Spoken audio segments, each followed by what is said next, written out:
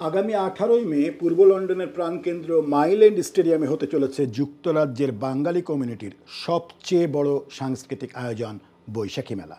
বর্ণিল এই উৎসবের আয়োজন করছে যুক্তরাজ্য ও ইউরোপের জনপ্রিয় satellite television channel ion TV. মেলায় গান গাইবেন সোন মহাজন ও বেহুলার মতো জনপ্রিয় গানের জন্য পরিচিত ব্যান্ড শূন্য। আয়োজকরা জানিয়েছেন, প্রবাসে বাঙালি সংস্কৃতি ও ঐতিহ্যকে তুলে ধরতে এবং প্রজন্ম থেকে প্রজন্মে তা ছড়িয়ে দিতে এই আয়োজন গুরুত্বপূর্ণ ভূমিকা পালন করবে।